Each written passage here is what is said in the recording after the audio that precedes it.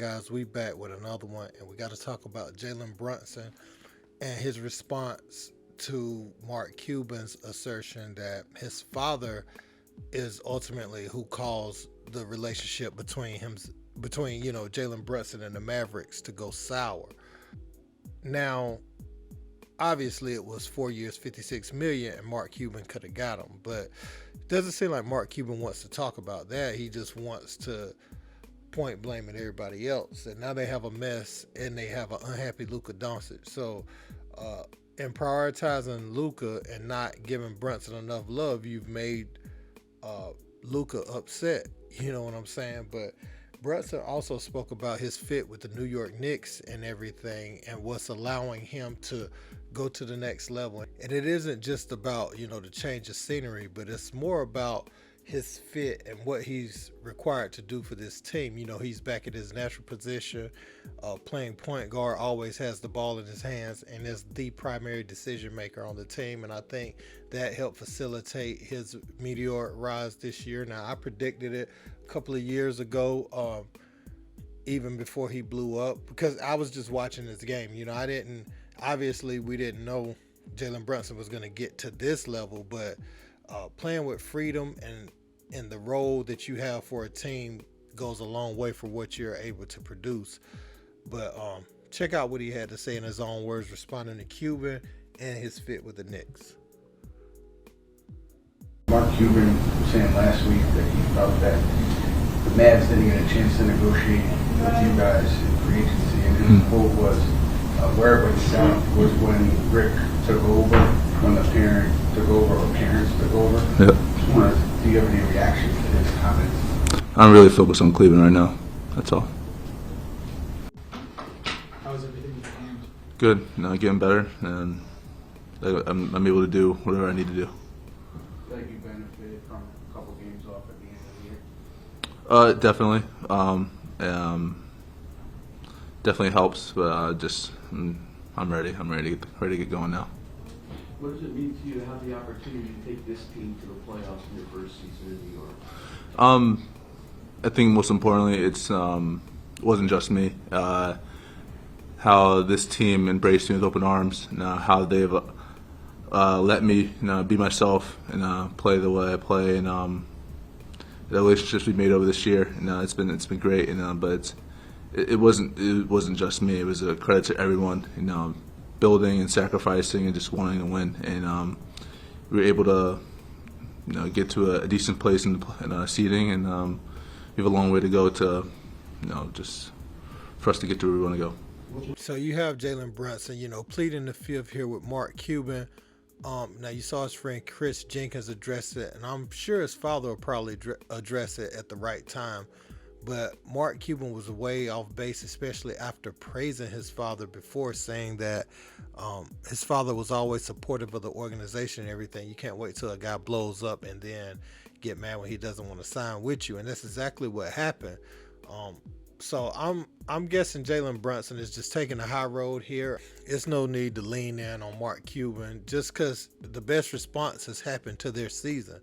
So it's like he really doesn't have anything to say, just because you see what happened when you take him off of the team. And not just him, you got some wing defenders and stuff, but the team, a lot of times when Luka's always had these pockets where he gets injured throughout the season because he doesn't take care of his body that well. And Jalen Brunson was always there, so they didn't have much drop off. And people was just ignoring that like it didn't happen. But we saw it happen over and over again. Like, if there was no Jalen Brunson, they would have been in this predicament last year and prior seasons where, they're struggling to try to get in the postseason at the last second. But with Brunson there, he was able to absorb Luka's injuries, and at times the team played better basketball.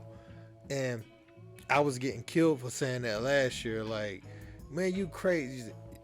Luka, they're always better when Luka's on the floor. And I'm not saying Luka's a bad player or anything. I'm just saying some of the shots, the way the ball moves sometimes with Jalen Brunson on the floor is much better than when Luka's on the floor. And everybody has to agree with that. I don't think that's even debatable.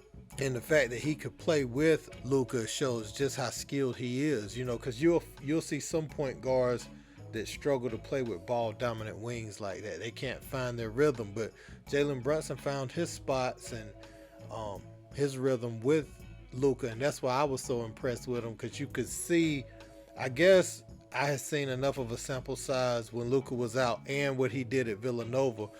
You never know how a player's game is going to translate, but when I saw that his translated, it was a no-brainer the way that he's able to play angles and how quick and shifty he is. He's shifty quick. He's not the fastest guy, but he can get you on your heels and exploit, you being off balance very well.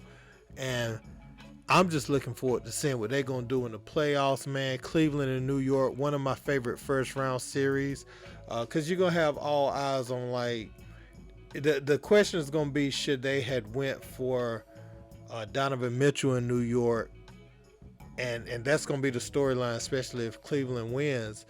But I think by having Brunson, man, I think this has been a win for New York, no matter how it goes, because if you look,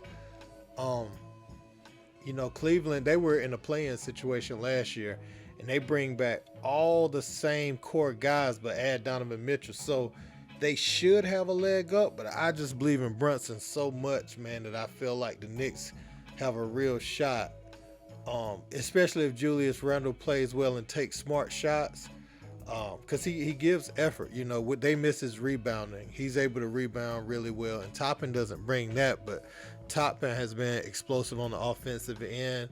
And then you have Mitchell Robinson. When he's having those 15, 20 rebound games and 6 block shots, he's dominating on the floor, and he's playing like how we saw Clint Capella play tonight for Atlanta. When Mitchell Robinson has those type games, man, he's very dominant without scoring the basketball very much, and that's what I'll be looking forward to. And Jared Allen can have those type games too, but he could score a little bit better. So it's a lot of key matchups I'm looking at.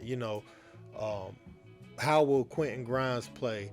Will RJ Barrett shoot too much? He should just pick his spots. Josh Hart is going to definitely have an impact on the series, just the nature of his game. I think he is the best player in the league getting to 50-50 balls. You know what I'm saying? I think he's the best picking up all the loose change around the court. It seems like those always find Josh Hart, man. So I'm excited about this series. Let me know what you guys think in the comments. Don't forget to like, share, and subscribe. Till next time. Peace.